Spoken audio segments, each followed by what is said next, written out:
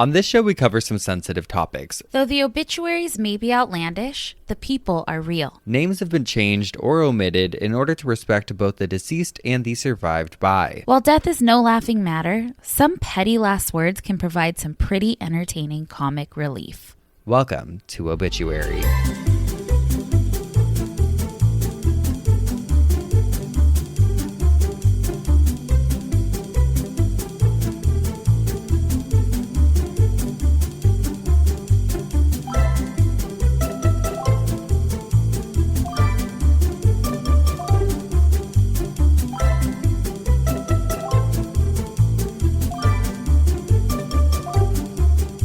Welcome back to Obituary. I'm Spencer Henry. And I'm Madison Reyes. And happy Halloween! Woo! Happy Halloween, guys! Our little ghouly girly Geoffs. Oh my gosh, you little goblins. I cannot believe that this is our Halloween episode. I know. It has not felt like Halloween for me. No, even though we did the haunted hayride together. Well, that, and then you guys know we record 2 weeks in advance, but we're going to Universal. We talked about this on the last episode. Yes. But Spencer, the most Halloween thing happened to me today. What happened? It might be bad luck, it might be good luck. I'm driving to the P.O. box and I cut through a neighborhood and I'm in my big van, right? And I'm going the speed limit, thank God, because out of nowhere, a black cat cuts me off. I almost run the thing over. Did it cross your path? It crossed my path. And so I was like, oh shit. I'm not super superstitious, but I've never seen a black cat do that. So then I go to the P.O. box. It's all good luck there. There's some great packages we received that we'll talk about later. I'm driving home and I take a different route than I normally do. Another black cat crosses my path. So maybe it undid the first one. Okay, so I started looking into it, and it was like, if it crosses your path from right to left, that's bad luck, which it did the first time. And it was a completely different cat. It wasn't the same cat. It crossed from left to right. So I think it might have canceled out. I also don't subscribe to the black cat or black animals thing. Like, oh, they're bad luck. I've only heard black cats. Oh, well, black dogs, they're the ones that are the least adopted. Really? Mm-hmm. I've never heard that. I would think more because black labs, I feel like, are one of the most popular. Yeah, I don't know. Also, people say that like the darker the dog, the crazier it is, which there could be something said about that. But I don't know. Who knows? Who knows? But I was like, whoa, that is such a Halloween. Such thing. a Halloween thing to happen. I know. I was freaked out. Well, I think it canceled I'm going to say it canceled each other out. Yes. I've had good luck today. Well, I love that. I don't know if you saw this message. My friend Nicole sent us a group message today on Instagram. Did you see it? No. Okay, perfect. Because it's from, you know that Instagram account, Overheard LA or whatever? There's one called Overheard San Francisco, and it's like their sister Instagram or whatever. But there's this whole slideshow that's called Obituaries for Instagram Captions. Please let them rest in peace.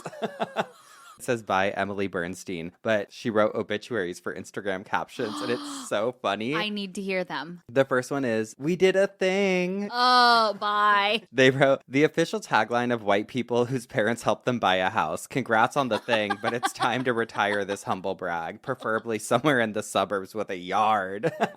Oh my God, the accuracy. The next one is, "Thinking about tacos." Oh, come on. Truthfully, you were not. It's time to unlearn the millennial urge to wrap your thirst trap in a corn tortilla. Mm-hmm. Radical honesty. I love it. This one says, "Take me back." Oh, I'm sure I've used that before. To 2014, the year of Solange and Jay-Z's elevator fight? No, thank you. You know what? That was drama. Drama. It's wine o'clock somewhere. Oh, please. Okay. We get it. You're a Maxinista, but it's time to stop using wine puns and focus on getting laid. Exception for moms of Instagram, you're precious angels and can make all the wine puns you want. Back that glass up. And then this one says, "My forever plus one." Oh. And then they They wrote 50% of marriages end in divorce, 50%. Oh, fuck. And then it said 50% of couples will get muted after this, which, you know, I was just telling you. I know. I was like, I immediately mute someone when they start posting corny shit like Yeah, that. I'm like, yeah. bye, you're muted. Yes. Get out of here. And then woke up in like blank, and it says between 46 Mykonos boomerangs in the literal geotag, everyone knows you're on vacation. Let go of redundancy and tell the people something they don't know, like a fun fact about lizards. Cool. Oh, I learned about shrimp today. What'd you learn? On TikTok. It's I don't remember what type of shrimp it is, but it has one of the deadliest punches. Oh. The force of its punch is like a 22 caliber gun. Fuck. A shrimp? A scramp? Shrimp. And then in the water, underwater, when it punches its prey, it boils the water. Holy shit. I'll give credit to the TikToker, but Oh, please. I used to have shrimp, like pet shrimps. They were called ghost shrimps, and they're like invisible. what? Yes, I used to have them in a fish tank. Oh my gosh, you know they're the cockroaches of the sea? Oh, well, we're the cockroaches of the earth. Let's keep it moving. Oh, the last one said a Drake lyric, because he's not going to fuck you. I've probably posted one or two. Hoping. I'm like, actually, I took all of these from your Instagram, girly. I have never said it's wine o'clock. No. Thanks, Nicole, for sending that to me. And thanks, Emily Bernstein, for posting those on Overheard San Francisco, because they're fucking That's funny. hilarious and accurate. And are we supposed to use boomerangs anymore? No. It's Cardinal sin. Okay. I posted a boomerang a couple months ago, and I had probably 5 or 10 people message me like, not the boomerang. And I'm like, oh no. He's chuggy. And Chuggy, oh fuck, I can't keep up. We're like 10 months late on everything. Oh, please. That's why we just stick to talking shit instead of trying to sound cool. Yeah. You know, I'm still on my emo tour. I went to Dashboard a couple weeks ago, went to My Chemical Romance this week, went to Taking Back Sunday on Saturday. Yeah, you woke up in Palm Springs. On Saturday, I did. I last minute, Taking Back Sunday was playing a show at Pappy and Harriet's, which is like the coolest venue ever. And so I thought to myself, hey, I'm just going to crash in Palm Springs tonight. Yeah, it's so funny because my husband and I had just a little one night getaway planned for a few weeks in Palm Springs that same night at the Ace Hotel. Oh, that sounds familiar. Yeah. Well, I had a few missed calls from you. Sure. And a few FaceTimes. And so I thought, oh, what's Girly doing? Let me call him back. So I FaceTimed you and you were standing in front of my car. I don't recall. It took me a good 20 seconds to even register that you were in the parking lot of the hotel that we were staying at. I showed up, girly. I said, you are not going to go on vacation without me. Not again. Okay, here's the truth. So I bought a ticket last minute to go with my friends to the Taking Back Sunday show. And I'm like, well, I'm going to be in Palm Springs. I'm not going to want to drive home that night. So I'll just get a hotel in the desert. I pulled up Hotel Tonight, which I use all the time for last minute hotels. Not an ad, but if they want to, hit us up. But I pull it up and Ace Hotel is at the top of Hotel Tonight, like book tonight. And I was like, Girly is staying at the Ace tonight. Yes. So guess what? I'm going to book this room at the Ace tonight too. And I'm going to not tell her. And I'm just going to show the fuck up.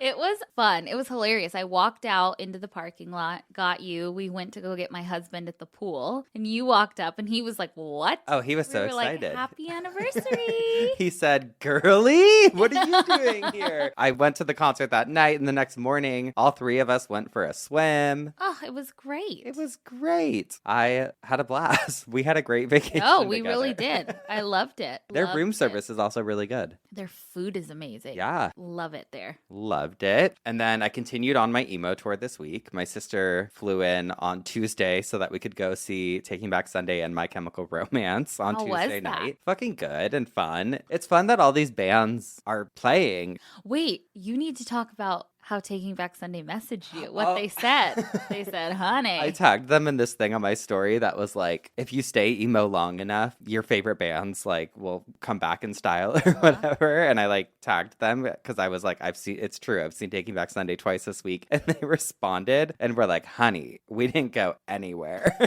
So, honey, we've never left. Yeah, I love them. Oh, They're funny. Who knew they had great senses of humors? He's funny, the singer. Who looks like you? Yeah, we have the same From hair right stage. now. Yeah. But earlier that day, Madison, did I tell you about my blowout experience? No. What end? What kind of blowout are we talking about? So my sister and I, we always just think it's funny and fun to get like our hair blown out for stuff because I have long hair right now. And so I'm like, oh, we're going to the concert that night. So I picked her up from the airport. We drove to my house and I was like, should we go get blowouts? And she's like, yes. Ugh. And so we call around a few salons. Didn't look them up really or anything. We're just Googling like local salons. We find this one random salon. We show up and it's not looking great. Oh, no. So we show up and we're in the parking lot like, should we go inside? Should we do this? Oh! What'd you look like? Oh my God. They were so nice. My hair, this sweet woman, she... First of all, she felt like this faggot is getting his hair blown out right now. Okay. I looked like... I turned around. I couldn't look at my sister because I would lose it. I turned around. I'm looking in the mirror. And I am holding in laughter, like sweating and just trying not to show it because obviously I don't want to be rude. And she was so nice. I looked like Nancy Pelosi. I walked out of there with just a helmet of hair, just like a curled in. Oh, honey. Bob. Oh, my God. I did Posh not- Spice. I looked like just a woman in a crisis. What did Olivia say? Dying. We were just laughing. Well, and like I get it because it wasn't like a trendy salon or anything where like they know what's up and blah blah blah, which we should have looked for, but it was like It's like he has okay, shoulder length hair. we're not gonna judge it. We're just gonna brush this bob like we would anyone else. Any other middle-aged woman. I was laughing. We got in the car. I'll show you a picture. Oh my God. Did I show you it? No. Well, yeah, I didn't tell you.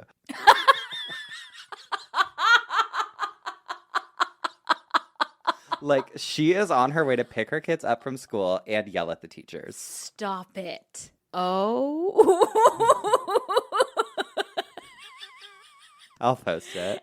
I don't care. I'll post it. All flipped under. I mean, your hair looks beautiful. The color's amazing.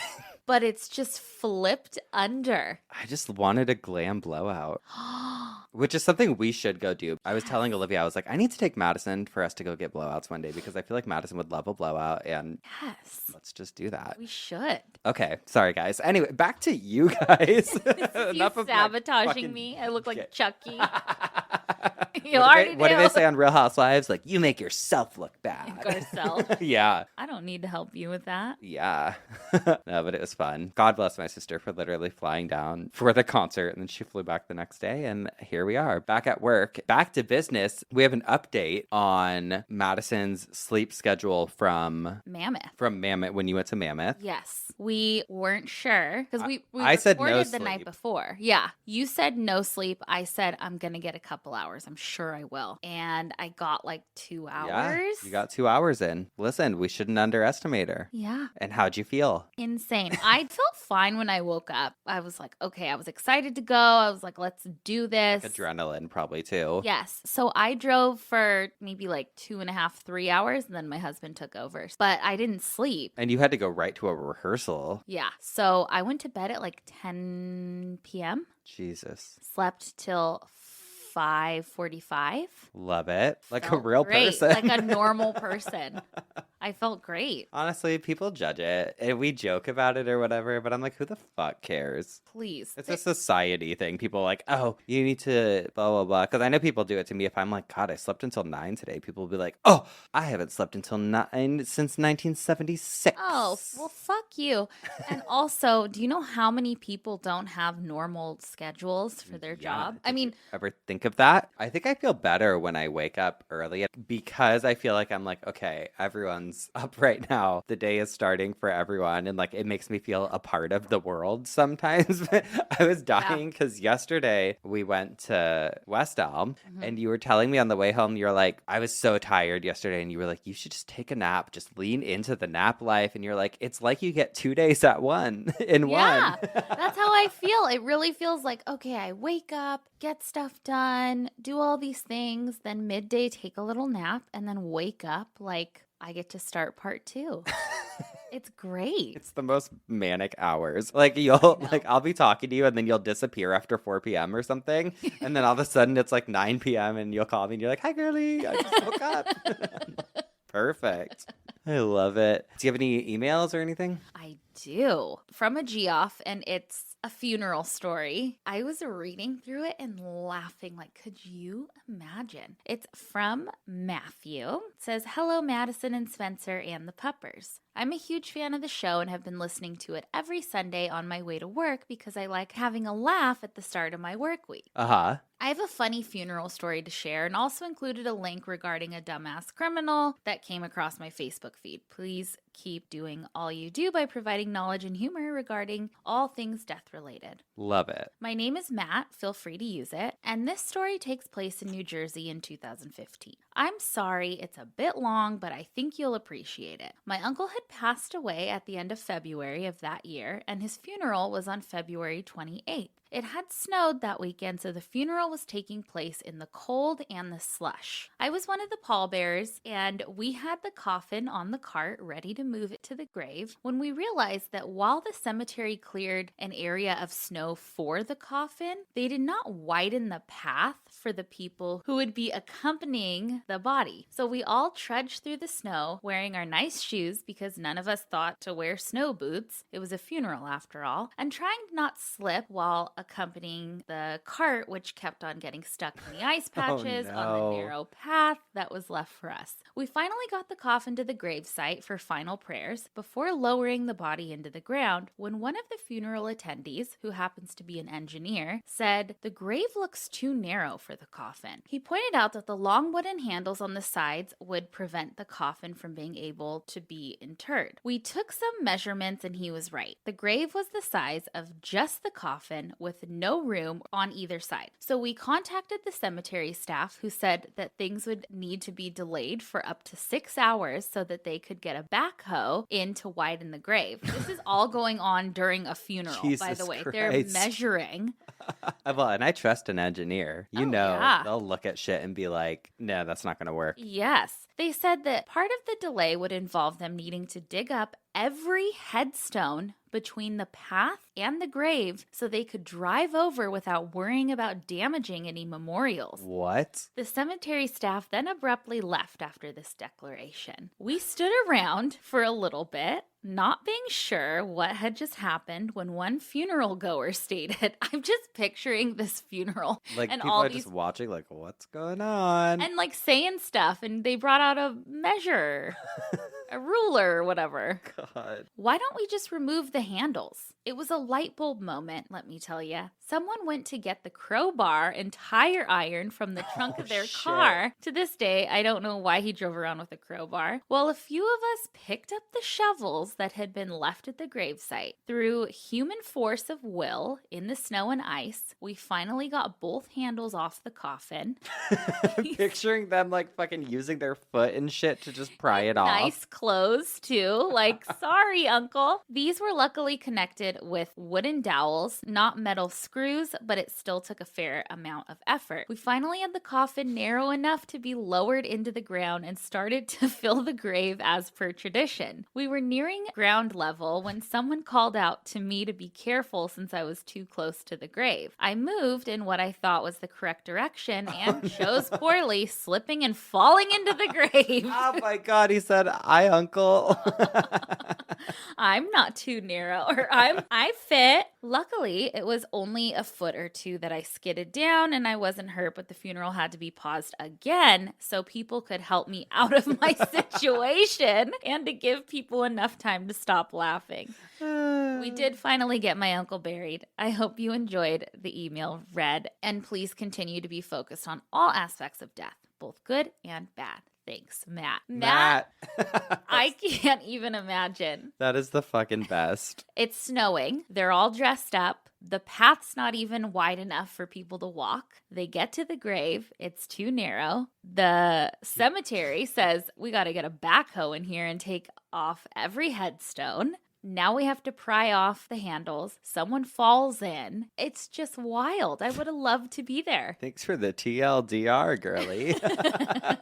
Oh, God. And I just love there's probably like at least one serious family member like, what's going on? This is disrespectful. We would have been losing our mind. We could never go to a funeral together. You know what? You just have to roll with the punches. Well, he rolled right into that coffin, girl. Yeah, into the grave. Oh my God. Well, I have some assholes for us. Perfect. Both sent in by Geoffs this week. Ooh. Love it when I don't have to look for anything. You just send them in. Yes. No, but these were wild. Actually, both, I don't think, said their names or signed off with their names, so I'm just gonna not read them. But this one says, am I the asshole? My husband and his late wife were together for 16 years, and they have 2 children who are now 10 and 7. But she died of cancer in 2015 at the age of 32, and he was devastated and didn't date until we met in 2017. And in 2020, we got married, and now we have a set of 1-year-old twin girls. My husband is the most loving, caring, and amazing man, and we are very happily married, so this is not about any of that. Yesterday, we were having a conversation about everything from sports, politics, life, death, you name it, and he told me that when he dies, he wants to be buried with his late wife and me, all 3 together. Oh. But I told him that I disagreed with that, and he told me that we are the important women in his life, and he loves the 2 of us, so there's nothing wrong with that, and said that I was being unreasonable and inconsiderate. I got up and left the room, and now I'm sitting by the pool crying and feeling hurt and like I have to compete with his late wife. Am I the asshole? Ooh, I don't think anybody's the asshole. I think everybody's feelings are valid. That's a tough one. Tough one. Like, I get he lost like his first wife. He loved her still. It wasn't like an ex-wife or something. Mhm. Then I would be like, for sure. Yeah. Or I'd be like, can we all just be in the same plot? Just all be in the same coffin. Maybe they were cremated. Oh, yeah. Really? It does. I mean, Doesn't matter. doesn't really matter. If you're going to meet her in the afterlife, hon, you're going to meet her in the afterlife. That's what I say. You can't stop it. Exactly. Uh-huh. You can't stop it. I feel like people talk about that, or like that's something people say sometimes. Like, okay, say this guy's married to a woman and then she dies and then he gets remarried. And then once they're all dead, it's like, who are you with in the afterlife? Are you with the ex-wife? Are you with the new wife? I don't think anybody cares in the afterlife. I think Yeah. it's like, I feel great. I guess it depends what you think the afterlife Yeah. is. Probably different if you're like super religious. I'm sure there's something about it in that damn book everyone reads. I know. The Bible. That's complicated, girly. I guess someone said they're the asshole Oh. because it was like posted on a forum, like on Facebook or something. Oh, this isn't a Geoff? No, this isn't like a handwritten. These were Well, both then let me submitted. tell you how I really feel. No, these were both submitted by Geoffs, but neither of them are self-written. Got it. It's still complicated. It's complicated. Sucks. I don't think either's wrong. You might feel uncomfortable if you're like, I Yeah, don't know if but- I want to be buried next to his wife. Like, what if my whole family's buried over here and I want my husband to come with me over there? Well, yeah, but then the ex-wife is just alone. But it doesn't matter. Doesn't matter. I agree. No assholes. No assholes. Well, we'll see what we think about this next one. It says, am I the asshole for proposing to my girlfriend at her mother's funeral? Oh, we might like that style. I, 25-year-old male, just proposed to my girlfriend, 20 of 2 years. Oh, honey. Hold on. I'm like doing the math. I'm like, do. No, that's fine. At her recently deceased mother's funeral. Not fine. During her wake. Wait, what? I haven't read this. I just saw the title and I was like, oh, I got to read this. I had been planning on proposing to her for quite some time now, and I could never really figure out what the right time really was. I'm going to tell you, it's not there. No matter where we went together, the ring I bought was always in my pocket in hopes that the right moment would just happen. It never did, and I think that was because I knew how her mother felt towards me. Like, oh, no. Wait, what? Oh, no. This isn't like a sweet, I wanted your mother there. This is the only... Well, hold on. Let's see. It says my girlfriend only has her mom as her dad left when she was just a child, and her mom has always been overly protective of her. I don't know if it was possible, but I believe that she had gotten even more protective when she found out that I was dating her daughter, as she recently had turned 18 at the time, and I was 23. It was so obvious that her mother didn't approve of me due to our small age gap, and she had never kept her dislike for me a secret, so there was no way in hell that she would have ended up approving us getting married. So why would you do it at her wake? But then her mother got sick. She had been diagnosed with stage 4 breast cancer, and there was no way she would be able to survive long enough to forego treatment. So she decided to just spend her last couple of weeks of life with her family before she kicked the bucket. This is really... He seems like a creep. and she just so happened to finally kick it about 2 weeks ago, her funeral having been yesterday. Whenever I was standing over her casket with my girlfriend hanging onto my arm, I looked down at her dead mother and thought to myself, this is it. I'm gonna ask her today. He's a psychopath. Yeah. Looking back at it now, maybe it wasn't. But that's what I thought and let myself wait until we weren't still in direct presence of her mom's dead body. So I waited patiently till we got to the wake that was at our house. A couple hours into the wake, I finally took my girlfriend aside and said my prepared speech that was in my head since the moment I decided I wanted her to be my wife. And then I got down on one knee and asked if she wanted to marry me. Her response was, are you fucking tone deaf? Oh, good. Thank God. I looked at her confused, not really processing what was wrong with the moment. You dumb bitch. We got to save it for the end. Is this even real? I can't even deal. If anything, this could have been a metaphor of sorts, right? Her mom dies so suddenly, and now here I am, proposing over the prospect of life's too short, you only live once, and making the most of it? You're sick. I guess I can see how I would be the asshole due to the dirt still being fresh. Oh my God. Honestly, I couldn't see a better moment than right then because we were finally free of her mother's judgment and able to be together without her mom's opinions on that matter. I told my friends about this today and they called me an insensitive asshole, but I don't think I am completely. I had good intentions when I proposed, and doesn't every girl just want to get married to the love of her life? Oh my God. So am I the asshole for proposing to my girlfriend at her mother's funeral? Though it is a plus that she never directly said no, right? Oh, he's creepy. That girl better run. Creepy ass bitch.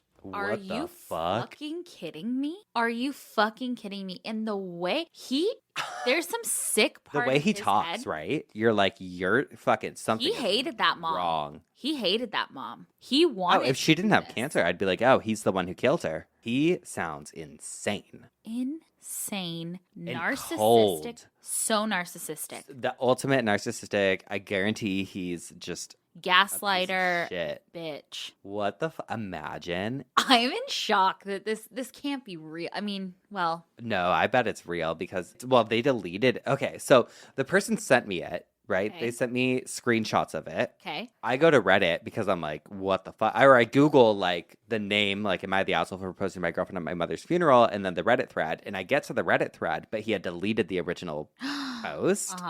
But all the comments were still there. And someone had copied and pasted it in the comments to be like, no. You don't get away with this. I just cannot believe it. That girl, especially, she's a fucking baby. She's 23 now, right? Oh no, I just proposed to my girlfriend 20. She's 20 years old. Bitch, run for the hills. Run for the hills, because this dude is gonna fucking do something weird. He's gonna act like with every situation like that, like inappropriate, narcissistic. I hate him. Who raised you? I don't know. I hate him. We're disgusted. End it. Ow. End it. I'm done. Okay, I'll end it. Actually, let's take a break. Let's end it. Let's take a break. Okay. Let's go find this guy and fucking fuck him up. Yes. We'll be right back. And we're back. I'm up first this week. Do you have a side bitch for us? I do, and I love him, girly. His name is Tom Vannon. Okay. The self-proclaimed best-dressed man in Saskatoon. Ooh. Tom Vannon lost his battle with life on September 22nd of 2022. His return to the mothership was somewhat peaceful and without chaos, which is contrary to most of Tom's time on planet Earth. Growing up in Kamsack, Saskatchewan, he had to walk 4 miles to school uphill both ways, and it was negative 40 degrees every day. Oh, I love it. No, there would be no rides for his kids. Until his death, Tom contended that it was a completely political decision that his bike did not win the decorating contest when he was 8. During high school, Tom was a valued member of the football team, and we understand his scoring records stand to this day. Okay, MVP. Having parents who also battled addiction made growing up very difficult for Tom. His attempts to break the cycle ultimately failed, but he did want to be different at one point in his life. Okay. Tough. Very tough. A former KGB operative and member of the Saskatoon City Police Force for 35 years, Vannon's life was devoted to public public service. He had a love of the law apart from when he broke it. Isn't that always the case? Originally recruited to the police force because he could fight and apparently was the strongest man in Saskatoon, Tom walked the beat in the early part of his career. Due to his superior intellect and earning the highest scores on his exams, so we're told, Tom became the youngest member of the detective division. While expecting subordinates and actually anything with a pulse to listen to his directives, Tom didn't have a problem himself challenging authority and at one time shared with the chief that his 10-year-old daughter could run the force better. This was never tested. Tom achieved many specialized certifications throughout his career and was one of the few explosive technicians in Saskatoon who could respond to any bomb threats. Luckily, these were few and far between. The two main highlights of his career included his involvement with the Brian King murder investigation and insisting with the review of the wrongful conviction of David Milgaard. Unfortunately, these cases haunted him and contributed to his battle with depression and anxiety. Tom retired from the force in his mid-50s after achieving a rank of staff sergeant. Also known as Teflon Tom, he had a unique ability to talk his way out of any situation. He could also manipulate pretty much any circumstance and get you to do whatever he wanted, while at the same time feeling sorry for him. Tom was generous to a fault as long as you repaid him at a minimum 2 times his outlay. He had difficulty trusting anyone outside of the family, no, we weren't the mafia, and was suspicious of most everyone. That suspicion, coupled with the mindset of, you should never pay someone to do something you can do yourself, led to his daughters having the largest toolboxes and the most botched home repair projects in the history of home ownership. That's your motto. I could do it myself.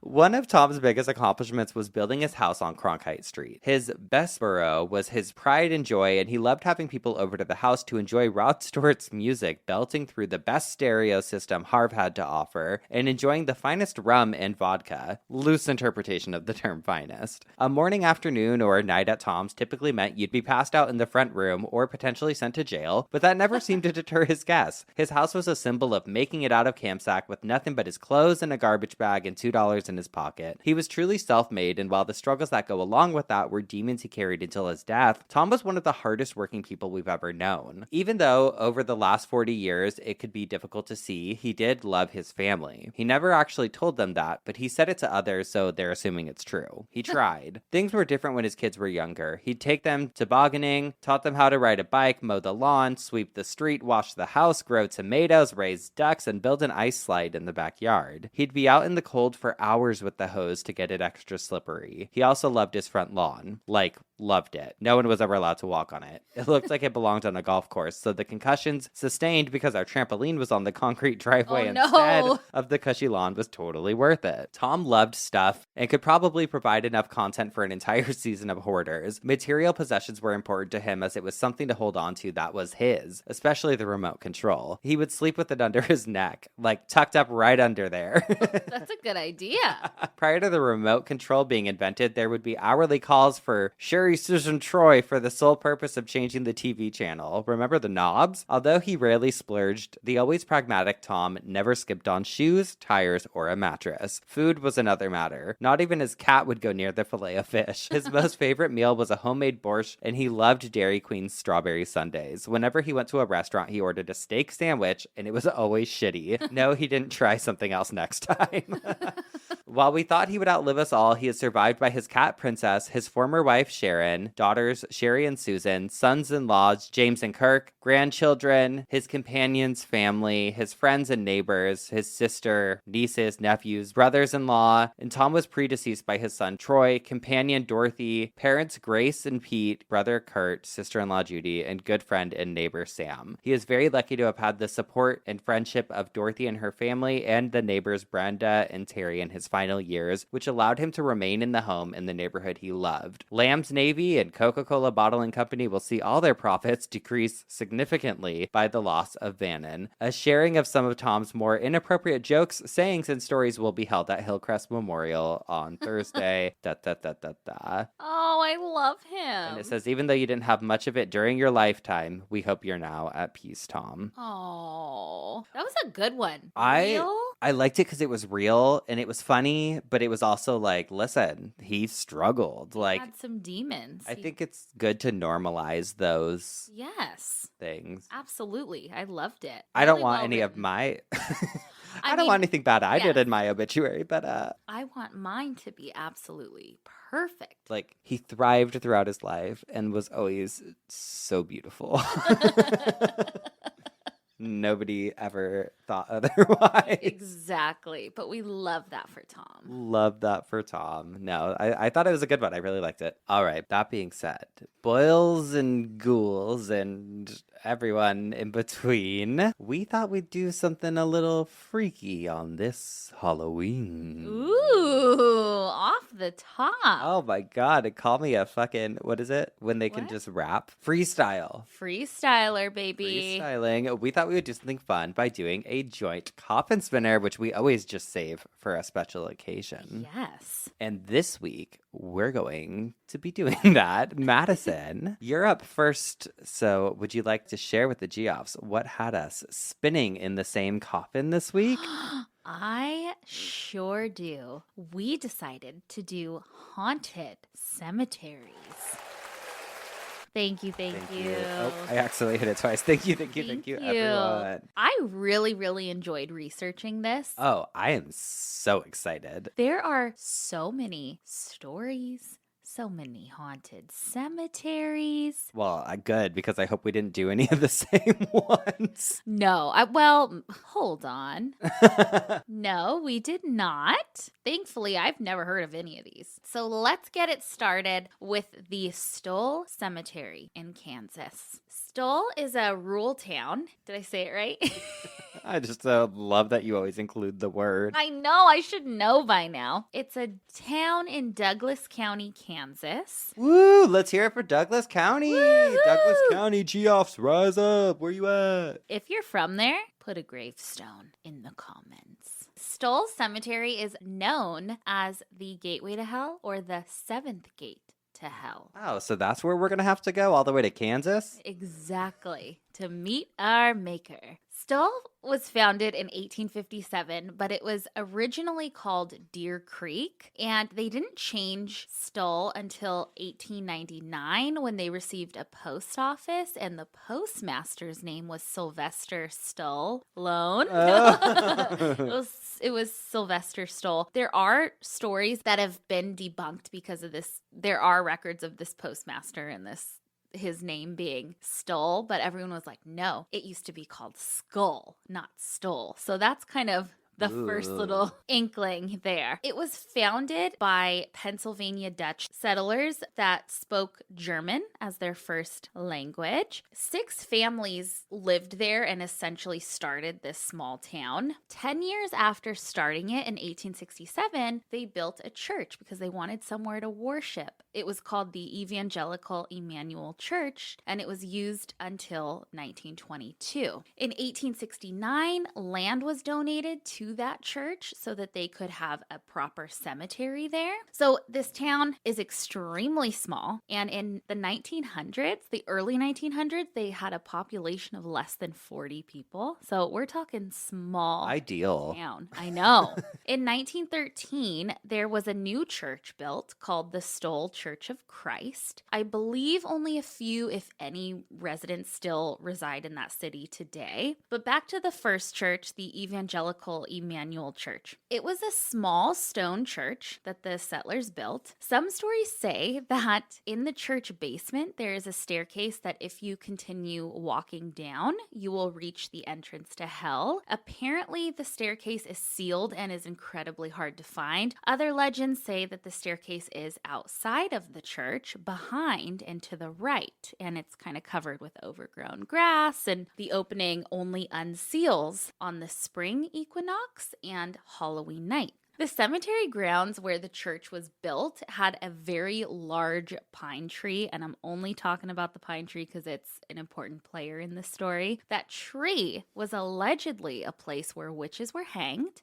and that the devil's child was buried underneath it. In Kansas. In Kansas. This is where the haunting and the stories about the devil begin. Apparently, in the 1850s, a witch in town had a little rendezvous with the the devil himself. She was impregnated by him and gave birth to a half-human, half-werewolf. Cool. I personally think that sounds like a very cute combo. Yes, that's what hot dog is when I got impregnated by the devil. Aww. The baby lived only a few days and then was buried under that large pine tree. Other stories say no, he was actually kept in the basement of that church, and like the church tried to cover it up. He somehow got out and went on a year-long killing spree. Others say that the devil's child shape shifts into an animal, I think a cat, that roams the cemetery grounds. In 1908, tragedy struck the town when a 2-year-old was burned alive.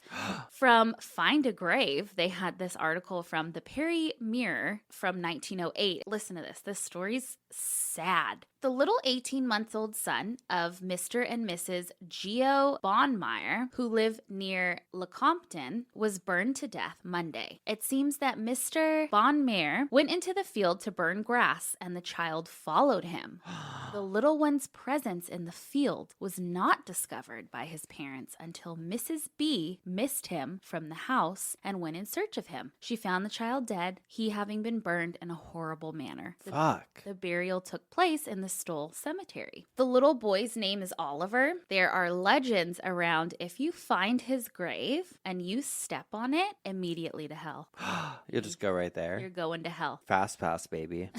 Another tragedy struck the town when a man was found dead hanging from a tree. These two incidences are important because they happened near a road nicknamed the Devil's Road. Ugh. Over the years, the Stoll Cemetery and church have become a tourist attraction every Halloween and spring equinox. At some point, the large pine tree was chopped down, but it grew back directly through a headstone, splitting the headstone in half. Metal. I know. There are a ton of stories of people going to visit it and having their time messed with. Like they're wandering around the property and it feels like it's only been a few minutes, and then they go back to their car and it's been hours. Ooh, that gives me like the chills. I know. Satanic cults are known to hold rituals in the old church. In 1988, on Halloween night, of course, more than 500 people gathered on the property to hopefully meet Satan himself, but they caused a ton of damage to the property, didn't meet Satan, and now sheriffs patrol every few hours the area. In 1996, the old brick church that was there lost its roof due to a microburst. I was like, what the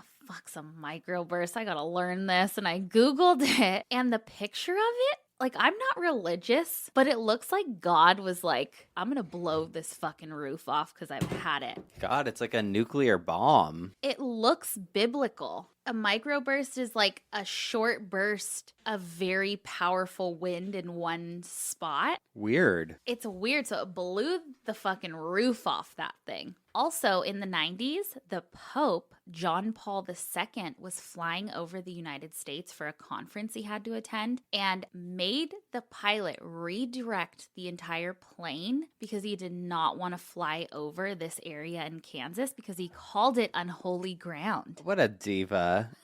Also, speaking of the 90s, Kurt Cobain has his own story about it and told an interviewer that he visited the Stoll Cemetery and he could feel the presence of evil and his time was messed with, and corroborating like the whole story, the folklore, the legend. Yes. In 2002, the church was demolished. However, the owner at the time never approved the demolition and had no idea who did it. What? It was just gone. Oh my God. And lastly, in 2013, Ariana Grande visited the Stoll Cemetery. And in an interview with Complex, she said stuff like she felt the negative energy there. It made her sick. She kept seeing and smelling the signs of demons. Did you know that she actually met Satan there and it singed her hair? And so that's why she always had to wear it in a ponytail. She sold her soul. Yeah, and so she always has to wear a ponytail now. Got it. Uh-huh. Well, I guess the signs of a demon: smell of sulfur. Yeah, that's all. I feel like that's common. Okay, and a fly. Mm-hmm. I didn't know that. That's what they say. I feel like that's more of like a Catholic-driven thing because Oh, I feel like that's probably. like what Ed and Lorraine Warren Oh, got it. type Okay. vibes. Okay. She also took a picture while she was there, and 3 demon faces appeared in it, and she tried to send it to her manager. She couldn't send it because it had 666 megabytes, and it was too large to send. This place has a lengthy history of very weird things happening. Mm-hmm.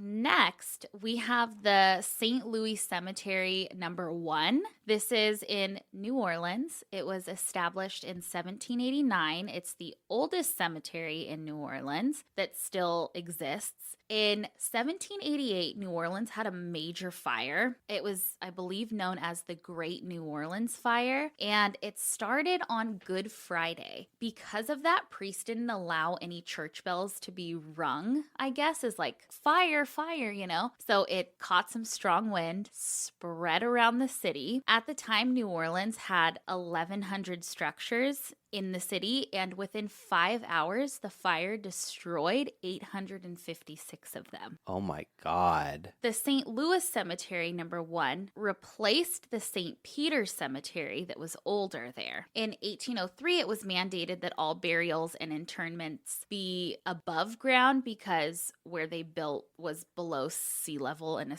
essentially a swamp. Okay. And these are the cemeteries you see when you think of a cemetery in New Orleans. It's all above ground. Over 100,000 people are interred there, and there's about 700 tombs. And as of 2015, I believe it's closed to the public, but you can still take a tour of it. And there are some famous ghosts that are known to haunt there. Let's meet our players. So let's talk about Henry Vignat. Henry was a sailor in the 18th century. He wasn't tied to any specific place because he was a sailor and he was always at sea. When he was on land, he called New Orleans home and he stayed at a boarding house there. His family had a burial plot at this cemetery, and at the time, all he had to verify that like his family was in one of these crypts was official paperwork that he carried around with him everywhere because he didn't have like a stable home to go to, just a boarding house. He was incredibly precious about those papers. Should he die, he needed them to get into the tomb. Otherwise, he may be buried willy-nilly. Ugh, at sea. I know. Well, he went on a sailing voyage and he asked the owner of the boarding house in New Orleans to hold on to these important papers, and if he died, to notify the correct people because he's going out to sea. You never know, right? You never know. Well, he returns, safe, not a scratch on him. And he goes to the owner and says, "Can I have my papers back? I'm here." The owner was like, "I sold your tomb." Are you serious? Henry did not have any money, so he couldn't What a bitch move. What a bitch move. Before Henry could take any legal action, he got very ill and he died. But because he didn't have a tomb, he was buried in the cemetery in an unmarked grave. That's fucked. Fucked, right? So he walks around this cemetery still to this day. From what I heard, he's like kind of hot. Can't they find his actual grave and like move his body? They should, huh? Can we start that? I don't Can know. someone make this I know. happen? My God. Okay, but listen to this. So he roams the cemetery. He's, I guess, I don't know. I think I'd picture him to be just a good-looking guy. He's tall. Are you he like has horny blue for eyes. this ghost? Honey, he appears in full form, no ghost, like a full human walking around. Hot. Okay, We're into it. we're into it. But he will go up to you and be like, "Can you help me find my family plot?" I could help him. Totally. I would fix him. Okay, but my favorite is he will attend funerals. Love that. He attends them, and then he asks, like, "Hey, do you think they got any more room in that tomb?" I don't know who did like an EMF reader on him, but they heard, "I need to rest," in the recording. Give him a break. I know. Okay, So I'm attracted to his like humor and like what. Yeah. I like him. he goes to the funerals and he acts like a mourner, and then he kind of throws that in, like, You think I can hop in there too? Now we have Alphonse. Alphonse is a young boy buried also in an unmarked grave in that cemetery. He appears to many visitors by holding their hand and walking with them and then suddenly stopping and then smiling really big at them. But it's a nice smile. It's like warm. It's not scary. Just like a big crazy smile. And then he will ask you to help him find his home. And if you're like, well, where is your home? He'll run off crying. He just can't handle it. Allegedly, the story is that there's a family tomb in that cemetery also called the Pinede family tomb. And someone in that family had something to do with his death. Because he will appear at that tomb if people are around it and warn them, like, get away from here. But my favorite thing that he does is that he walks around the cemetery and steals everyone else's flowers and gifts and goes and puts them on his.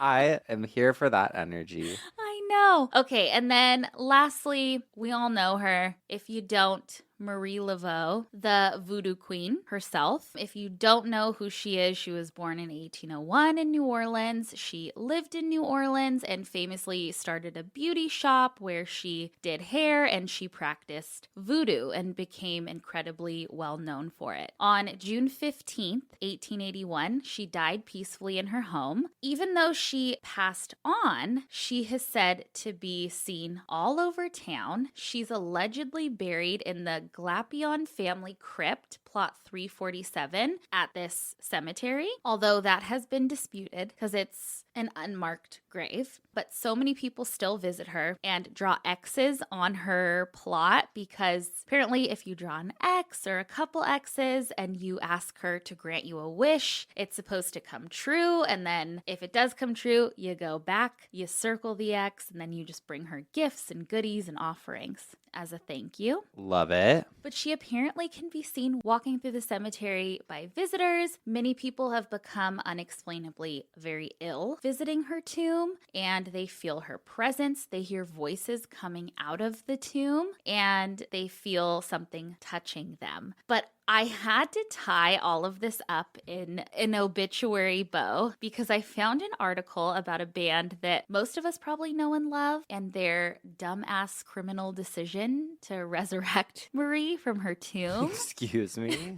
Okay, so let's go back to 1982. The Misfits just released their first album, Walk Among Us. They go on a tour across America. In October of that year, they were in New Orleans and finished a show and decided to go look around a cemetery at 3 a.m. GNRCentral.com, which is Guns N' Roses Central, that's who I'm going to be quoting, says, quote, why was the band there? Well, the band members were on the search for stray bones and a 19th century voodoo figure known as Marie Laveau. Jerry Only, the bassist and founding member of the band, says that they were just looking around, not trying to be disrespectful, but very curious. And then they saw a ton of cop cars and the cops yelled, hey, Dracula, get your hands up on the wall.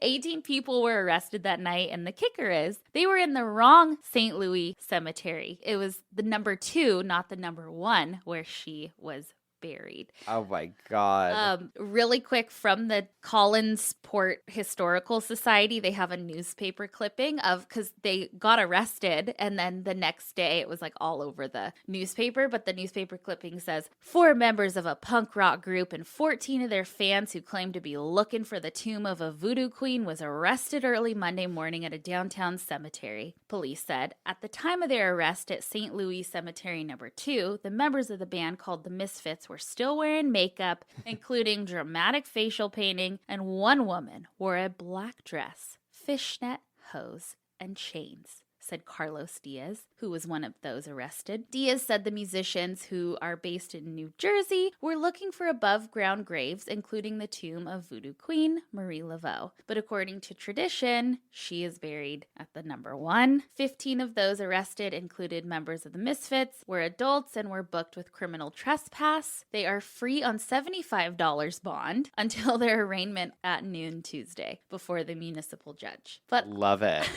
Danzig just just fucking like. I loved it. I know. But I that just is love, hey, Dracula. That is one grave I would not go near. Absolutely not. Please. No way. Well, thank you for that. We're going to take a quick break, and then, well, I got some more haunted cemeteries for us. Alrighty. We'll be right back. And we're back. Spencer, can you tell me about some more haunted cemeteries? I sure can. I'm going to start us off with the Westminster Burial Ground in Baltimore, Maryland. Okay. Home of Divine and John Waters, who is directing a new movie. He is? Yes. What movie? Based off of one of his books. I'm excited. Ooh. Big John Waters fans over here. Yes. Tell me why I posted it on my stories and people were like, what is on his lip? Or what is that little mustache? And I'm like, how the fuck? How do you not know who he is? Also, you called me last night at like 1 a.m. and said, Pussy Willow, and then hung up. Serial mom vibes. Okay. Originally known as Westminster Presbyterian Cemetery, Westminster Burial Ground was established in 1786. According to the Westminster Hall website, in 1852, a church was constructed on brick piers above the graves, creating remarkable catacombs. Ooh. We love a catacomb over Yeah. here. I always mix up catacomb and what's the I thing? Catechism? Or... No, catechism I think is Catholic. Cataracts. Cataracts, yes. Yeah. Different. Not that. Who needs college? The burying ground is perhaps most famously known as the final resting place of none other than Edgar Allan Poe. Your boy. My homie. Interestingly enough, he was actually originally buried in an unmarked grave in the back of the cemetery, but in 1875, I guess a bunch of school children in Baltimore raised money through a foundation that they called Pennies for Poe. Okay, why are school children reading his poetry? I love it. And a monument was dedicated to Poe at the entrance of the cemetery, and I'll show you a picture. It's really cool. Poe is buried there with his wife, Virginia Clem Poe, and mother-in-law, Maria Poe Clem. Whoa. Yeah. The more you Poe. The burying ground is also the final resting place for a number of generals and heroes of the American Revolution and War of 1812, including General Sam Smith, who performed such hits as... Doing something unholy. Yeah, baby. I'm on it. Now, this place, it's fucking beautiful. It definitely has a bit of a creepy vibe. Like, you know, some cemeteries, you look at it and you're like, you're basic. But you look at some cemeteries and you're like, you're spooky. And I like it. It's got a creepy vibe, which, you know, is appropriate for the likes of Mr. Poe. And supposedly, it has a pretty creepy history as well, because it's landed a spot as one of the top 10 most haunted places in Baltimore. Oh. Some even claiming to see the spirit of Edgar Allan Poe on the anniversary of his death every year. Really? Mm-hmm. Okay. According to TourBaltimoreGhost.com, the sightings of Poe around the burial grounds are a common occurrence, and some claim he has even spoken to them. He has been spotted wearing a long black coat, a wide-brimmed black fedora. Oh, not the fedora. Turn off.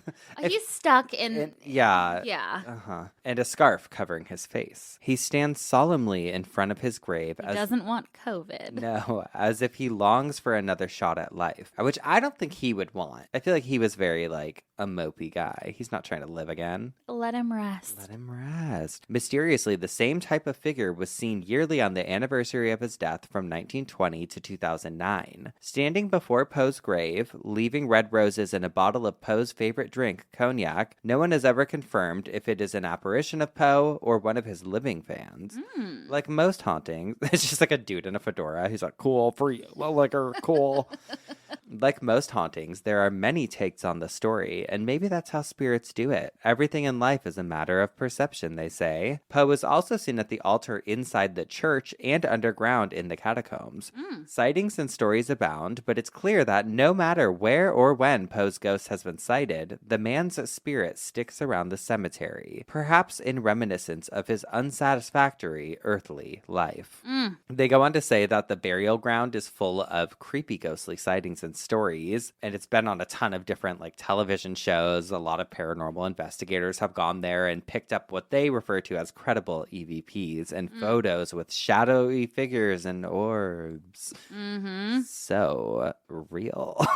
Yes. People claim to have seen a woman as crazy as a loon buried in her straitjacket to keep her bound after death. Oh my God. There are reports of her crazed laughter echoing through the catacombs. Yeah, I was going to say, what? Her presence has also been reported to follow visitors around the graveyard. Ooh, hey, what are you doing? She's like in a straitjacket, like, hey, what's going on here? Can you untether this, please? Back to the mental hospital you go.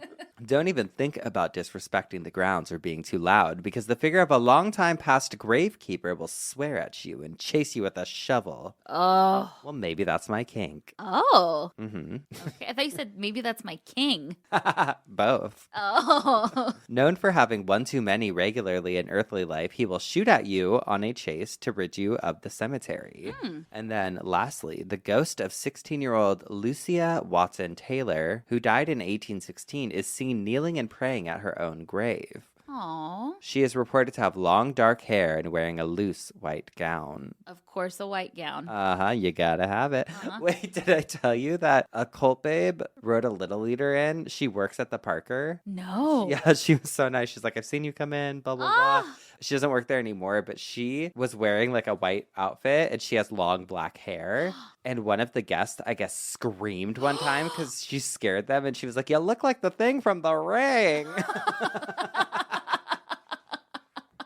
Sorry, back to this. Edgar Allan Poe is such a huge part of Westminster Burial Ground that they're holding an ongoing exhibit this month. So if you're in the area, you should totally go. I know we have a few Baltimore, Maryland babes. Yeah. Or Geoffs. Yeah. Presented by Poe Baltimore at Westminster Hall, the Edgar and Virginia Poe Bicentennial Exhibit explores the hidden history of Virginia Poe, the beloved wife and muse of Edgar Allan Poe. Learn how she shaped her husband's work, even from beyond the grave. Ooh. The exhibit includes the morbid story of Virginia's death and afterlife, a memento mori collection of mourning jewelry, and sentimental art made from human hair. Tour the conspiracies that plague Poe's legacy and learn how the very clothes he wore offer clues to his mysterious death. Plus, Poe's body and casket will lie in state in a reenactment of the dark and somber day Poe was laid to rest. Oh my gosh. That kind of ties into last week, Yes. too. I would love to see that. But also let him rest. Let him rest. But, we were talking like, okay, what do they do with this empty coffin? I'm like, put him in there. Put him in there. We'll bring him to Earth for one more day. Ooh. We're sick and twisted. Yeah, we're just sinister. They've been doing tours, I guess, of the catacombs there for decades, but the 70s were really something. Oh, they were. I remember them.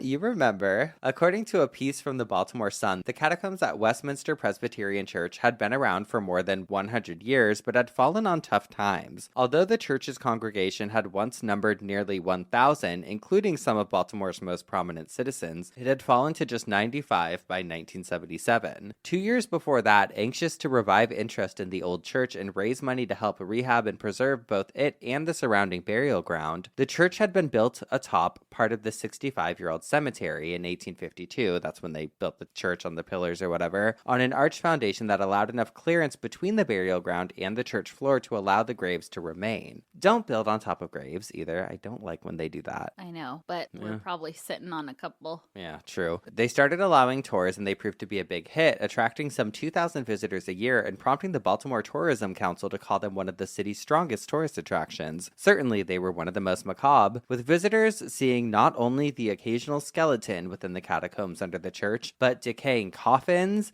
askew tombstones, and disturbed graves. So, people could look down and see all this shit. Signs were installed to lead the way, and mannequins representing some of the more famous permanent residents were put on display. Ew, why? Probably to block the actual bones and body parts sticking out of coffins. The catacombs, long abused as a temporary home for vagrants and even as a handy storage space for the church's janitors, had been cleaned up some, but still were in rough shape. In the Baltimore Presbytery, which oversaw the church and its congregation, were no fans of the tours. Executive Secretary Richard Preston, according to a November 19th, 1977 Sun article complained of the carnival atmosphere and labeled them the most ghastly thing that's happened.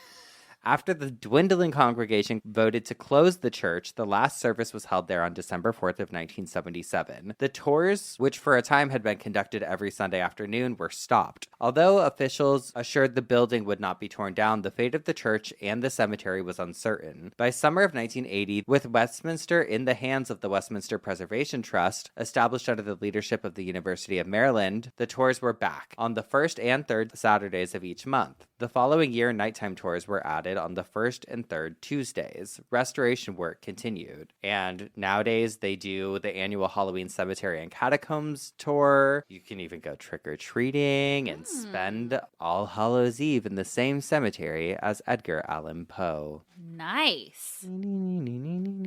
From virally.com, in addition to Mr. Poe, another cemetery story tells about a screaming skull known as the Screaming Skull of Cambridge, Maryland. Oh. That's me. A screaming skull. Legend has it that this is the skull of a murdered minister. Ooh. And you can hear the skull screaming night and day. Oh, shut up. And all of a sudden, one day, the skull just started screaming, I guess. So they finally had to bound and gag it and bury it in a block of cement. No. Because it wouldn't stop screaming. Oh, how does that even work? I don't know. They say that to hear this skull scream will drive a person mad. I leave that for the unbelievers to discover. Next up on my list is the Resurrection Cemetery in Illinois, most notably the home of Resurrection Mary. Who is she? Who is she, the it girl? This story is wild. According to the Clio.com, Resurrection Cemetery is both a sterling example of the history of the growth of the communities in the Chicagoland area in the late 19th century, and of how a place can become legendary in ways never intended by their original planners. The cemetery was founded as part of a growing need for cemeteries in the Chicago area. However, within 30 years of its life, would become part of one of the best-known ghost stories in the United States. The story of Resurrection Mary. I read probably 30 different versions of this story, but the Chicago Reader posted one that I'm like, this is fucking perfect. Edward McClelland wrote it back in 2018, and it says, "Meet Resurrection Mary, the ghost of Archer Avenue." Just southwest of Chicago on Archer Avenue in Justice, Illinois, across the street from Resurrection Cemetery, is a bar called Chet's Melody Lounge. Chet's is a classic roadside tavern with a pool table, a jukebox, a popcorn machine, and a large clientele of bikers. But, I love this, Chet's has an unusual tradition. Every Sunday, the staff leaves a Bloody Mary at the end of the bar for a ghost. The ghost's name is Resurrection Mary. Oh my God, I love that. And she has haunted this stretch of Archer since the 1930s when she picked up young men dancing to the big bands at the O. Henry Ballroom. Put some respect on her name, honey. Love Give her it. that Bloody Mary. An old Southsider named Vince was still telling his Resurrection Mary story to paranormal investigators half a century after it happened, and when he did, he sounded just as haunted as he'd been the night he met the ghost. Before he went out dancing that evening, Vince put on his favorite suit, a double-breasted gray number with squared-off shoulders, and his most colorful tie, red with Hawaiian hula girls and grass skirts. Yes. He cruised Archer Avenue with the top down on his Chevy Cabriolet. The night was warm, and he'd slicked his hair back with enough Brill cream to keep the wind from mussing it. I just love this. The O. Henry Ballroom was going to be jumping, as it always was on Saturdays. Vince had danced to some of the biggest of the big bands there. Harry James, Artie Shaw, Tommy Dorsey. Tonight was just Chet Barsudas and his Merry Men from the south side of Chicago, but even the local combos knew all the hot numbers on the hit parade. Just talks about his night there, says he, was drinking, smoking cigs, and trying to work up the courage to ask a girl for a dance. And by the time the band got started on Jumping at the Woodside, he was in a bold state of mind. Spotting a pretty blonde girl in a white dress, he went up to her and said, "Hey, it ain't right to stand so still for Count Basie. Why don't we cut a rug on this one?" If someone talked to me like that, Oh. I might be. As long as they're not wearing a fedora.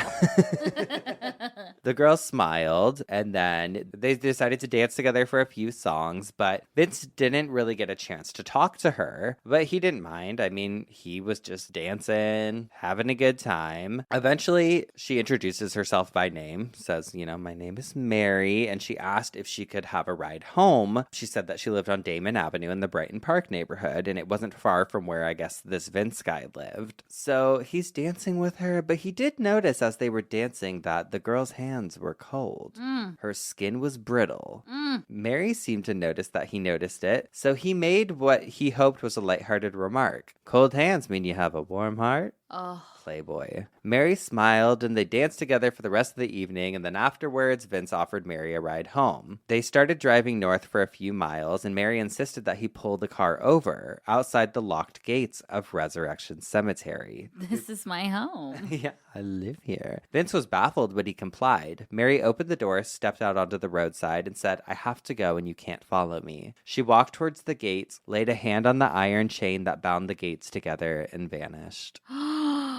This article says that he spent the rest of the night driving his Chevy up and down Archer Avenue looking for the blonde girl in a white dress. He drove until dawn, and then when the cemetery gates opened, he drove through the rows of tombstones engraved with crosses and angels. He was impelled not simply by the mystery of having seen a ghost, but the hope that the girl he danced with was not a ghost, so that he could dance with her again on a future night. He caught no sight of Mary, so he decided to finally drive to the address that she had given him before they got into his car. It was a brick bungalow on a street of nearly identical houses separated by concrete gangways a few feet wide. Only the adornments on the porches and in the yards, an American flag, a statue of the Virgin, and a half bathtub differentiated the dwellings. He rang the doorbell. His eyes were red with sleeplessness. His dark beard had not been shaven for a day, and his hair had fallen loose over his forehead. A middle-aged woman answered the door, looking startled by the young caller's dishevelment. She looked even more startled when Vince said, Is Mary home?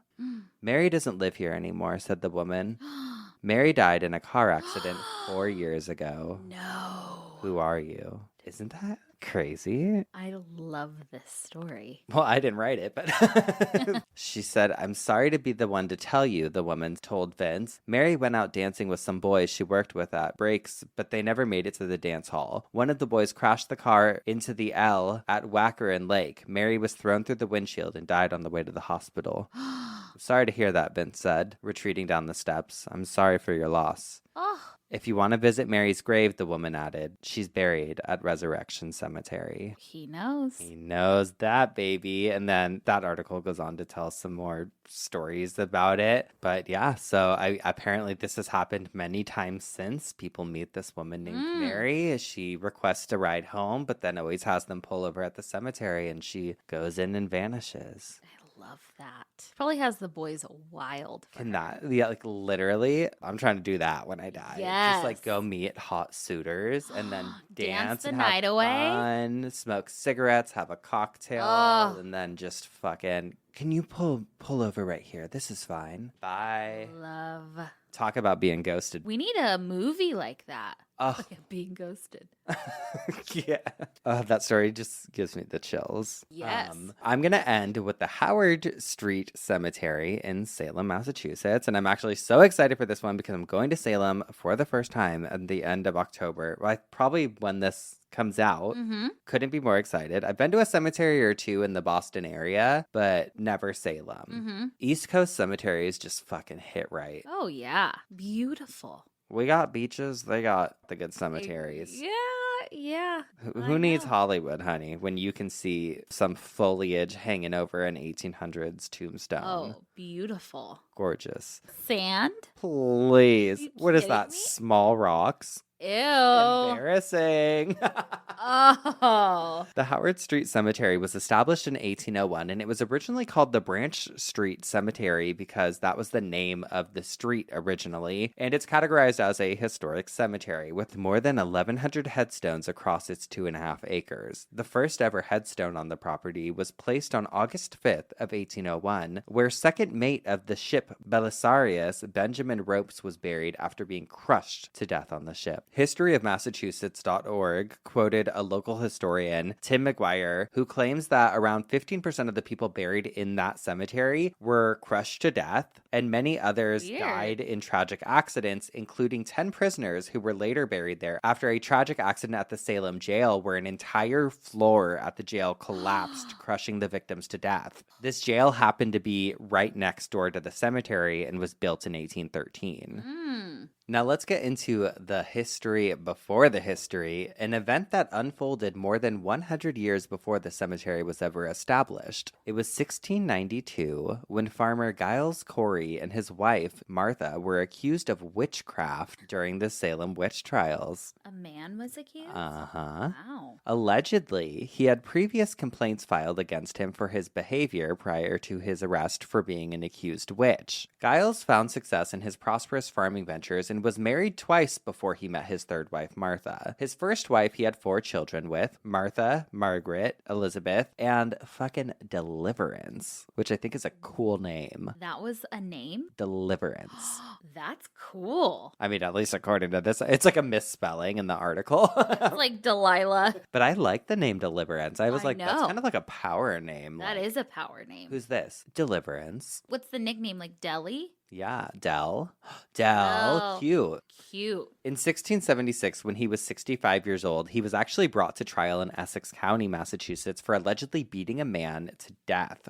One of his farm workers, this man named Jacob Goodell, according to witnesses, he had severely beaten Jacob with a stick after he was caught stealing apples from his brother-in-law. He didn't send him to receive medical attention until 10 days later, and this Jacob Goodell kid died shortly thereafter, which I'm like, what the fuck? Because corporal punishment was permitted against indentured servants, Corey was exempt from the charge of murder and instead was charged with using unreasonable force. Numerous witnesses and eyewitnesses testified against Giles, as well as the local coroner, and he was found guilty and he was just simply fined. What the fuck? His second wife, Mary, brought him a son named John. When she died in 1684, he met Martha, his third wife, in Salem Village, and the two quickly got married. But just several years later, she would be charged with the unthinkable. It was Martha who was first arrested for being accused of witchcraft in March of 1692. I guess he ended up getting so caught up in the whirlwind. Like, at first he didn't believe it. He's like, that's my wife. She's not a witch.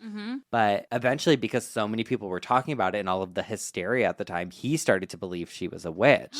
Little did he know, just 1 month later, he himself would be accused of witchcraft. How do you fucking like it? How do you like it, bitch? After his arrest, Giles Corey remained in jail with his wife until his trial on September 16th of 1692. He pled not guilty because he didn't want to have to put himself on the court, this says, because of his contempt for the court, because he had just gone through a couple years earlier being charged with moida, but then ended up getting fined for it or whatever. He didn't want to go to a trial by jury because he was like, they think I'm guilty. They think I'm a witch. Yeah. But this made them think that he was guilty, which I feel like every story from that time, it's all like, you're damned if you do, damned if you don't. 1000%. There's a strong local tradition that Giles Corey refused trial in order to avoid a conviction that would result in him forfeiting his property. So apparently he was just scared that if he pled guilty, he would have to give up his successful, prosperous farm and properties. George Corwin, the sheriff of Essex County, had a habit of illegally seizing the property of some of the people that he was arresting for witchcraft. So the sheriff was arresting people and then stealing their houses, basically. I'm not shocked. No. And that's why he was so hesitant to plead guilty for anything. On September 18th of 1692, he ended up being slowly pressed to death in the field next to the jail. So they found him guilty and they're like, you are a fucking witch. So they pressed him to death. They did this because, they would literally have your body pressed so that you would eventually be like, okay, I'll talk. Oh, okay. But then they didn't stop. And so it went on for 3 days and eventually he died. And his final last words were, more weight. Oh, fuck.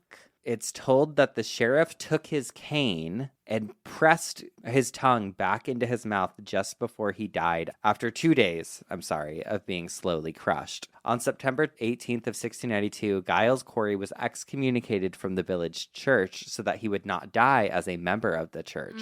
On September 21st of 1692, his wife was hanged on Gallows Hill. It has been speculated that the publicity surrounding the pressing of Giles may have in fact helped to build public opposition to the witchcraft trials. Oh. And he was the only one, I guess, that was ever pressed to death. Oh, wow. Wild. Fucked. That I would love to just do such a deep dive. I don't know what show it makes more sense to do, but like I would love to do a deep dive into it one day. And hopefully I'll learn a bunch of stuff while I'm there. Mm-hmm. Excited. But those were my haunted cemeteries, and I loved this. I did too. So fun. First of all, cemeteries are just so fucking important. Like, I know. They really are such a key piece of history in so many cities and towns everywhere. Yeah. No matter where you are, they just hold such significance, and I think it's just fucking cool. Yeah, absolutely. There's so much history there, so much energy there, and we all need them. We need them. I mean, not all of us, but no, some are going on the mantle, some are going in the backyard. Listen, we don't judge. Do what you want to do. But the majority of people go to the cemetery. Yeah. I love it. Me too. You know what else I love? Some obituaries. Obituaries. Alrighty. Well, I have an obituary for Angela Lansbury.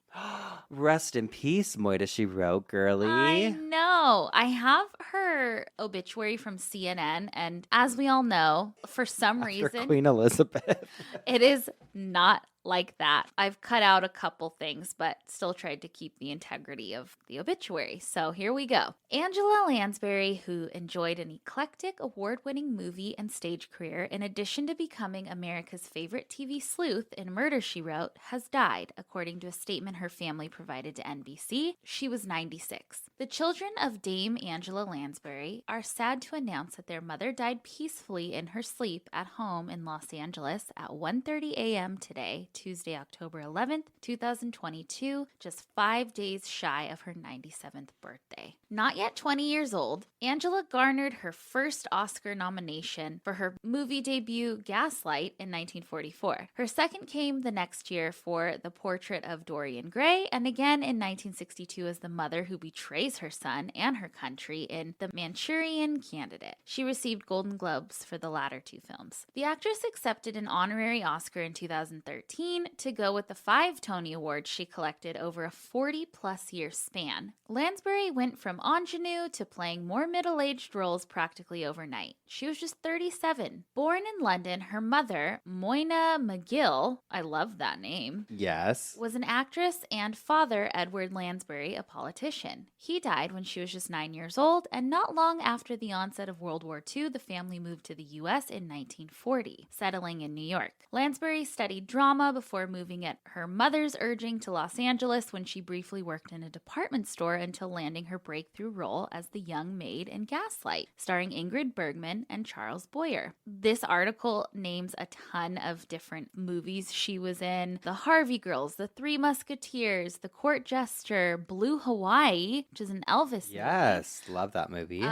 Sweeney Todd, Mary Poppins Returns, and then also she was Mrs. Potts in the 1991 Oscar-nominated animated film Beauty and the Beast. I forgot. Oddly enough, children recognize my voice, she told the Huffington Post. They'll hear me and say, "Mom, that's Mrs. Potts." After a short-lived marriage to actor Richard Cromwell, Lansbury wed British actor Peter Shaw in 1949. They stayed together until his death in 2003 and had 2 children, Anthony and Deidre. Shaw eventually became her manager and was instrumental in the deal that made them the producers of the series, which premiered in 1984. Lansbury achieved her greatest fame in her 60s for her starring role in Murder, She Wrote as a crime-solving mystery writer. Of all her roles, Lansbury said Jessica Fletcher was most like her. "I had a lot to say in it, and I don't want the character to be quirky. quirky. I wanted her to be real. I didn't want to have to put on any kind of veneer for 24 hours a day, which is what a television schedule sometimes feels like. And I'll end with her saying, I love this industry and I love being in it. But while searching for this, another article popped up from The Insider, and it caught my eye because it said, following the news of Angela Lansbury's death on Tuesday, a bizarre episode from her life has resurfaced. In a 2014 interview with the Daily Mail, the legendary actor recalled she had to save her daughter from the clutches of infamous cult leader Charles Manson in the 1960s. What? When she and her family were living in LA. I know. She said it started with cannabis but moved on to heroin. Lansbury said of her daughter, Deidre's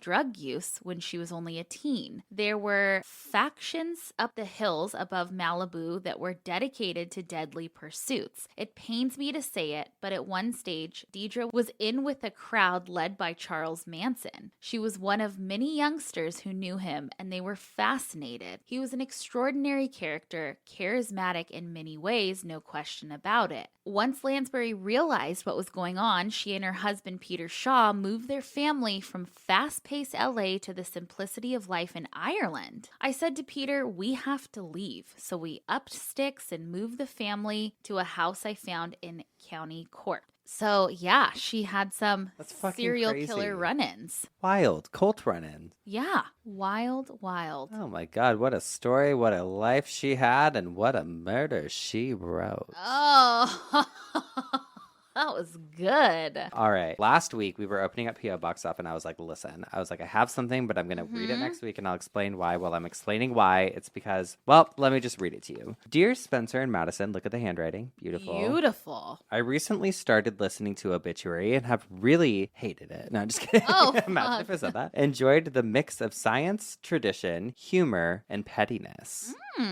You're our kind of people. My dad recently passed away. I'm so sorry. And since he was a true original, your podcast gave me the confidence to write an obituary for him and not for the general public. Oh my God, that gives me the chills. How amazing is that? Warms my heart. I did receive lots of comments about what a nice obituary I wrote. So thank you for reading and finding unique memorials. I hope more people become more creative. Thanks again, Debbie. And then I don't know if we should say your last name on here, but Palm Springs, Florida. I have a small nonprofit and we received a donation from a complete stranger based on the obituary. He sent a copy with the interesting parts underlined, and I've enclosed a copy. I was so touched that I've kept it since it obviously spoke to this gentleman in some way. She sent us the obituary. Let's read it. Let's hear it. It is with great sadness that we announce the passing of Alan Shadoff. Born in Boston on July 22nd, 1942. Alan was many things, but the best way to describe him is complicated. He rode Harleys, was an avid reader, an art lover, loved fast cars, fast women, and was a born storyteller. Oh, I love it. He was opinionated, a lifelong Democrat, a New England Patriots and boxing fan, a self-described feminist, a great cook, a dog lover, and an all-around pain in the tush.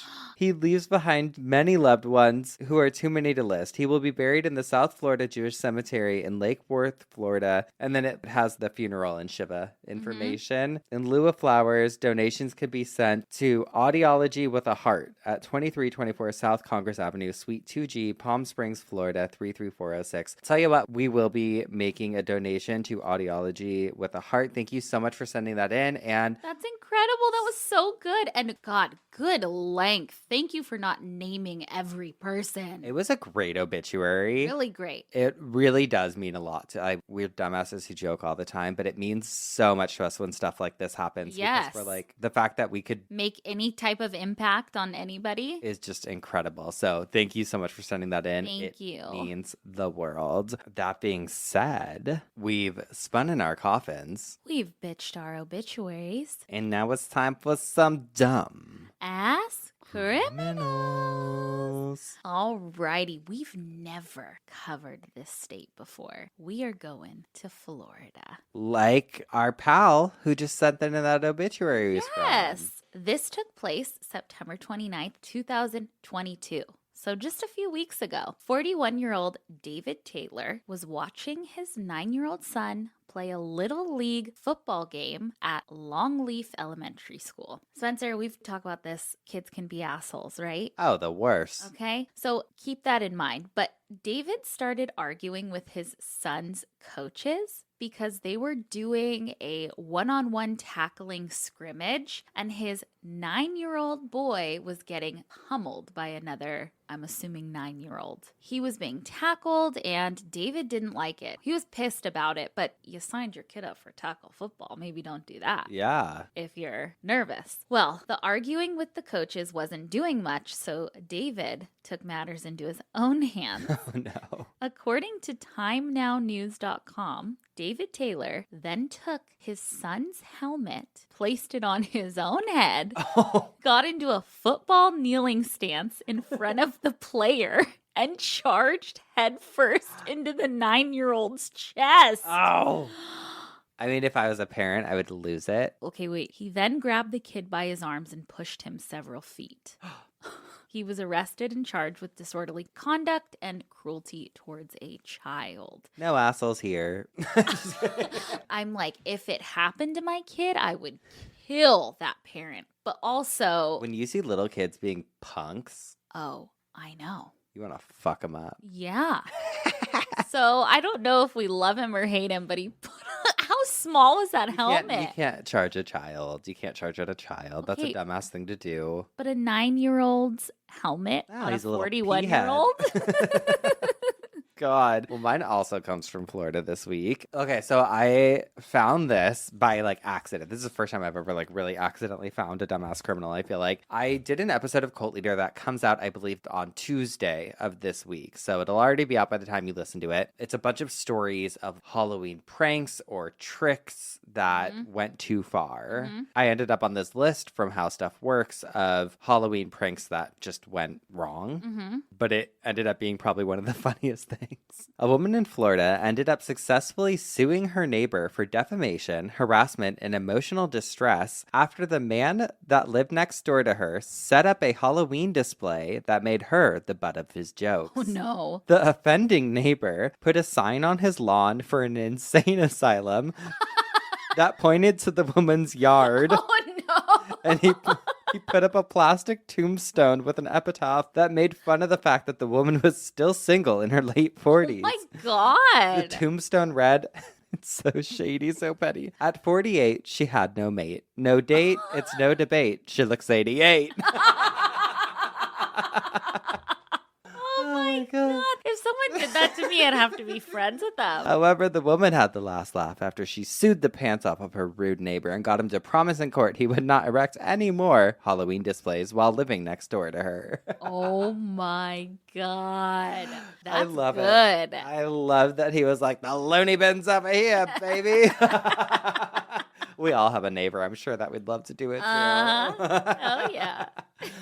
Oh my God. So dumbasses. Well, we hope that you guys have a very safe Halloween. Yes. Very safe. Number one. You don't need to go out either. It's amateur night. You can stay home, have some friends over. Yes. And Uber and be safe and order food. Hand out candy. Watch scary movies. Yes. We love it and we love you. Oh no, we're not leaving yet. We have to open up some of our Halloween goodies. Do you want to go first? Yes. I've been eyeing this box. All right. We have a big box. Okay, a letter. It says... Speak for yourself. It says, Dear Madison and Spencer, here's a little gift to wish you a happy spooky season. Thanks for giving me the perfect podcast to listen to during my long hours making candles. Are there candles in that I box? think there might be. My wife and I love listening to you guys. I also wanted to suggest that you remind your listeners to register their wills and remind their parents to do the same, especially if these parents are married. Even if they keep their will locked up somewhere safe, it's not really safe unless a third party has a copy, like a personal representative, executor, or local registry. Yes. 1000%. Even if you're all on good terms. Oh, something happened. You never know how things can change when it comes to dividing up a loved one's assets. Oh, I've learned that lesson. If a will mysteriously vanishes, which happened to a close friend of ours whose mother recently passed away, it may be very hard to take ownership of what your deceased loved one wanted you to have. So don't just write a will. register it, and make sure your parents do too. Thanks again for your hilarious and compassionate takes on death. I hope this gift brightens your day. Love, Lily at the Glow Co. P.S. Those are reusable rocks glasses. Cheers. Oh my God. Okay, wait. This is sustainable scents made in Baltimore, Maryland? What the fuck? Are you serious? Is this? Oh my God. Are you kidding me? Are you psychic or something? Their Instagram is theglowco_US. Okay, Cool. excited. Bust This those is a puppies out. This is a big box. Again, speak for yourself, honey. I'm proud of my big box. Okay, there's 2 boxes in here. Look how pretty. Oh my God, wait. And the candle is... Look at this, first of all. So pretty. And look at the name of the candle. Are you kidding me? That's the cutest fucking thing ever. Ghost Story. It smells so good. Ooh, Autumn Woods? Look at this. Let me smell it. I'll trade you. Hold on. I think Autumn Woods might be more you. Mm-hmm. It is. Ghost Story's more me. It Yep. is. Yep. Okay, so we know. Okay, but wait, there's wax melts, a bunch of wax melts, blood orange sangria, pumpkin butter, fall mums. Oh, you're a pumpkin butter girl. I'm a pumpkin, yeah. These are so nice. They These smell are so beautiful. good. We're real sluts for candles. We So really are. it's never going to be a miss in this house. No, hold on. I gotta smell blood orange sangria. Oh, I love blood orange sangria for like a kitchen. Smell it. Or a bathroom. Bathroom. That's a bathroom scent. Fall mums. I want to eat it. I know. Fall mums. Ooh, oh my God, it almost smells like jasmine. Pretty. That's really pretty. Pumpkin butter. We're just smelling all of I know. I can smell it from here. Oh, that's fucking good. It smell. Okay, wait. Can I have it? Okay, but wait. I love the smell of Main Street at Disneyland. This smells like Main Street. You are that candle. That is like the scent that you love to have around this time of year. Oh my God. Can I keep this one? Yes. You don't want this? Well, I'm sure you want to. I do want all of them, but I pick my battles, okay? I also, I have drawers of candles. Same, I know. But I burn them all the time. You and I are both big candle burners. I know. Like, every room, I'm like kitchen, bathroom, bedroom, living room, everywhere has its own scent. Thank you so much. Thank you. That's amazing. Glow Co. What was the name? Lily. Lily. Glow Co. Lily, thank you so much for sending those. Lily, beautiful. Well, I have one from fucking heavy. It's just rocks. I'm going to read the card. But I need you to see these. Okay. What? Geoffs stickers. Stop it. I want one on my phone. I'm putting it on my computer right now. Yep. Holy shit, this is so Hold on. fun. I'm putting it.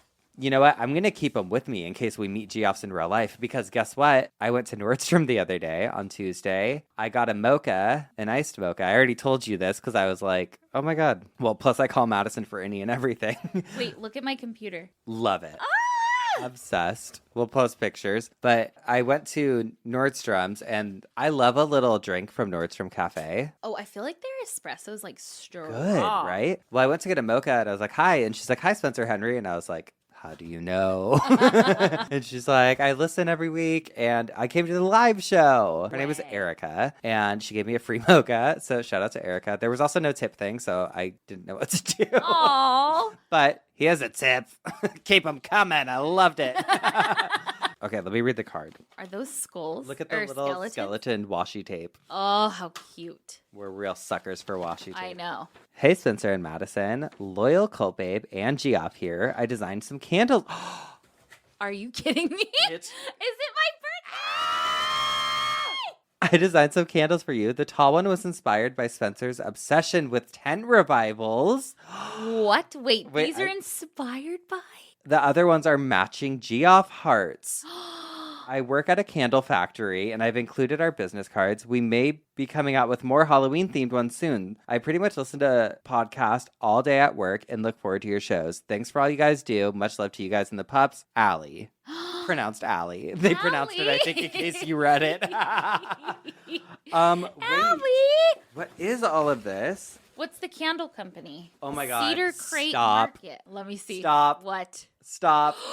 You're on a fucking candle, bitch? Stop. Are you kidding me? Honey, that's the coolest fucking thing. And it has, oh my God. I want to cry right now. It says, because this is something I say on the podcast, if it looks like a cult and it quacks like a cult, well, it's a cult. You That's can't fucking burn sick. that. No, I want this. I'm putting this out in my living room. I'm putting it on the fucking credenza. The new coffee table. I want everyone to walk into my house and see me on this candle. That is so cool. Where's this art from? I know. It's cool. Well, where's my candle? And that's it. No, okay. We'll open these at the same time because they're the same size boxes. Cedar Crate Market. Cute packaging. Good packaging, yep. Ooh, bubble wrap. Oh my God. I can't. Hold So on. cute. Wait, don't open it yet. These are packed well. This makes me want to cry. Oh my God. Are you kidding me? It's like traditional tattoo looking little heart with Geoff across. It's the stickers that we were telling you guys about. Oh! Oh my God, and it smells so good. What is the scent on this? Oh my God. Is this like... It's just Geoff. Geoff is the scent. We have our own candle?